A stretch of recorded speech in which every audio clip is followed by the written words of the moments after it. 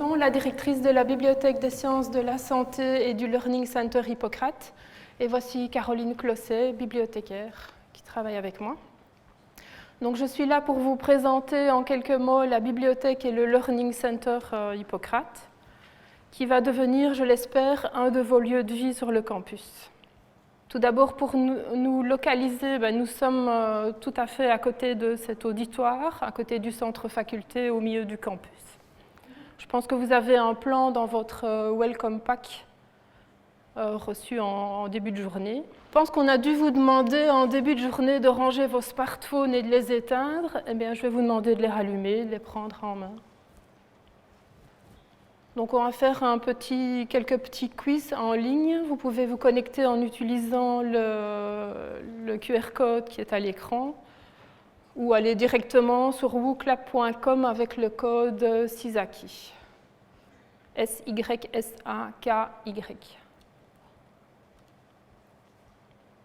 Alors, première question pour vous, un Learning Center, qu'est-ce que c'est ?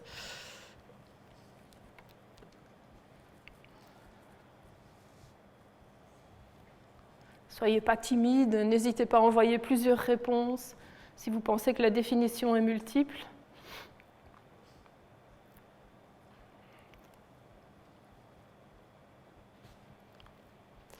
Je vois que vous êtes très centré sur l'étude et l'apprentissage, ce qui est très bien vu que vous êtes à l'université pour ça. On va vous montrer que le Learning Center, ce n'est pas uniquement pour apprendre.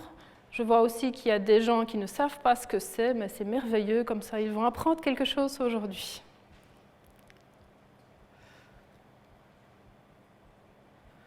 Donc la BSS, Bibliothèque des sciences de la santé, est située dans le Learning Center Hippocrate. Alors qu'est-ce que la bibliothèque ? C'est d'abord avant tout une équipe à votre service, une équipe de 9 bibliothécaires qui sont là pour vous aider dans vos études, dans vos recherches d'informations, dans vos recherches de documents. En termes pratiques, donc vous avez vu où nous sommes situés au milieu du campus. Point de vue horaire, nous sommes ouverts de 8h30 à 20h, 18h en ce qui concerne le vendredi. En période de blocus et d'examen, nous ouvrons un peu plus tard, donc jusqu'à 22h et aussi certains samedis. Donc c'est un lieu, un Learning Center c'est un lieu, vous avez la salle de lecture, vous avez des salles d'informatique où certains d'entre vous viendront suivre des travaux pratiques et vous pourrez aussi suivre nos propres formations. Puisque la bibliothèque c'est aussi un ensemble de services. Vous avez bien évidemment le prêt des livres et l'obtention des documents, mais vous avez aussi nos formations, donc formations aux compétences informationnelles qui sont très importantes à l'heure actuelle pour ne pas être noyés dans le flux d'informations qui nous parvient en continu. Vous avez aussi des services individualisés, donc quand vous aurez à réaliser des travaux de recherche, des travaux pour votre TFE, dans votre master, mais d'autres travaux qui viendront plus tôt aussi en première bac, vous aurez la possibilité de demander un rendez-vous afin que l'on vous guide dans la méthode de recherche documentaire et dans les différentes bases de données que nous vous proposons. En termes de collection, vous trouverez environ 15 000 livres relatifs à la médecine et aux différentes sciences complémentaires à la médecine. Vous trouverez aussi plusieurs milliers de titres de revues scientifiques et la plupart de ça se passe en ligne puisque 99% de nos collections de revues sont online. Vous aurez aussi un large choix d'e-books, intéressant puisque une partie de vos cours va se passer en distanciel, donc vous n'aurez pas toujours la possibilité d'être là sur le campus, mais vous serez content de pouvoir accéder à vos livres et de pouvoir les annoter en ligne.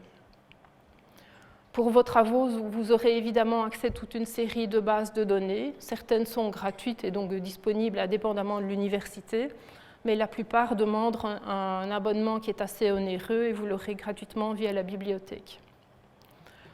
Outre l'aspect académique et scientifique, vous trouverez aussi de quoi vous relaxer à la bibliothèque avec quelques romans, des bandes dessinées, des mangas, etc.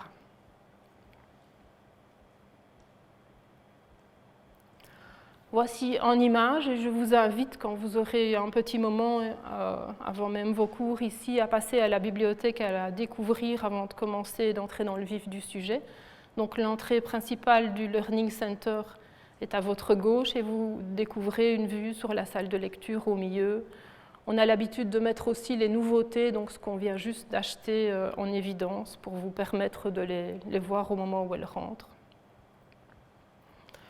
Ici, vous avez une vue de l'entrée principale du Learning Center, donc la vue extérieure, et la vue sur la salle d'accueil juste à l'entrée. Si vous avez besoin de vous détendre un moment, mais je sais que la plupart de vous aimeront prendre leur PC portable et simplement s'installer dans les fauteuils pour étudier, donc c'est aussi possible. Et au -1, vous trouverez les salles informatiques. Peut-on manger à la BSS ? Non. Oui, si on ne se fait pas prendre. Seulement dans la cafétéria. Oui, mais uniquement dans les couloirs et la cafétéria. Voilà, je vois qu'il y a des petits comiques. Mais évidemment, vous aurez tous capté que vu qu'on a une cafétéria, l'idée, c'est d'aller manger votre sandwich ou votre collation à la pause dans la cafétéria. Peut-on dormir à la BSS ?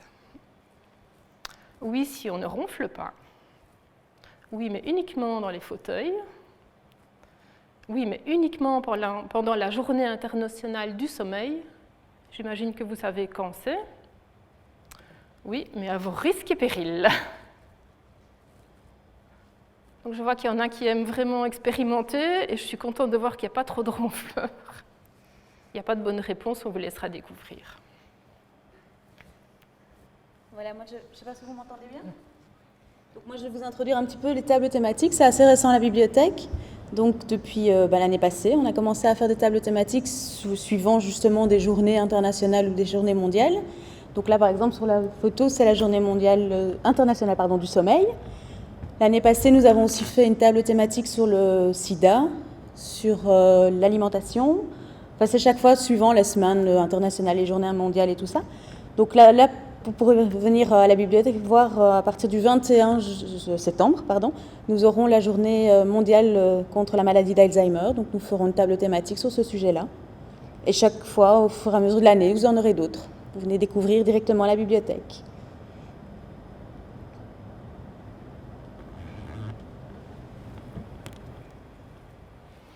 Qu'est-ce que le bar ? Un poisson, un très très chouette bistrot, ou bien un service d'aide à la recherche documentaire.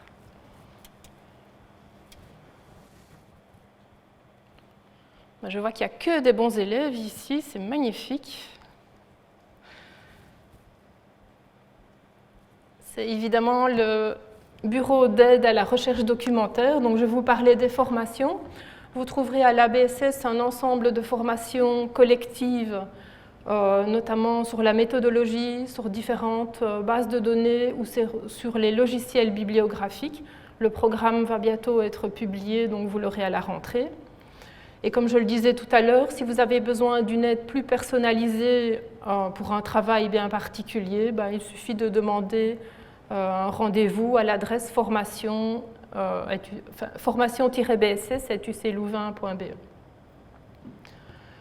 Vous pouvez aussi demander des formations plus personnalisées si par exemple le calendrier ne s'y prête pas. Et on essayera de faire aussi bien des formations en présentiel qu'en distanciel pour un petit peu matcher les nouvelles modalités d'enseignement.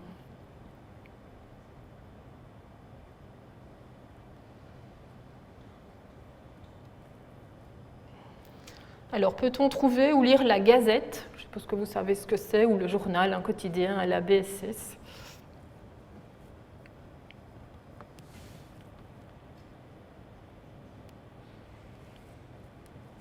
Non, ça hésite. Eh bien, là, je vais décevoir 97% des gens, mais non, la Gazette, vous irez la lire ailleurs. Mais par contre, peut-on lire des mangas à la BSS ? Non. Oui, mais seulement entre 12h et 14h, autrement dit sur votre temps de midi. Oui, mais seulement en japonais. Est-ce qu'il y a des gens qui parlent japonais ici ? ou bien oui à tout moment.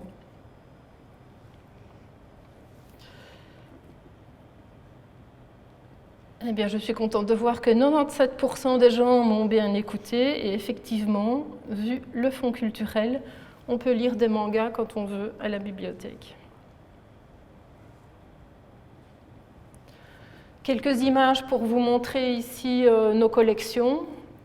Donc vous avez les livres scientifiques à votre gauche et une petite vue sur notre fond culturel. Donc vous voyez, nous avons quelques BD, quelques mangas, quelques romans et pas mal de témoignages aussi, ce qui peut être intéressant quand on aborde des études de médecine ou de santé, c'est d'aller lire des témoignages, soit de médecins, de pharmaciens, de dentistes ou bien de patients. Donc aussi, depuis cette rentrée académique-ci, nous aurons accès à une application, enfin vous aurez accès plutôt, à une application qui s'appelle Affluence. Au fait, c'est pour voir le taux d'occupation des locaux. Comme chez nous, on est assez limité en place, on a accès en place et en salle de lecture. Ça pose généralement problème parce que c'est vite plein. Et donc, avec cette application-là, qu'il suffit de télécharger sur votre smartphone, vous pourrez voir en temps réel le taux d'occupation des salles, des différents étages. Et nous avons aussi l'horaire chaque fois marqué de la période en cours.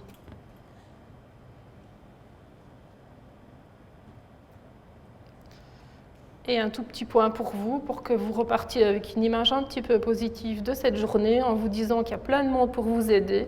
La première table thématique sera consacrée à votre réussite. Donc je réussis ma première bac en vous offrant un choix de livres méthodologiques sur différents sujets qui vous aideront à bien démarrer vos études universitaires. Et n'oubliez pas que le premier facteur de réussite, c'est tout de même d'aller au cours aussi. Je vous remercie.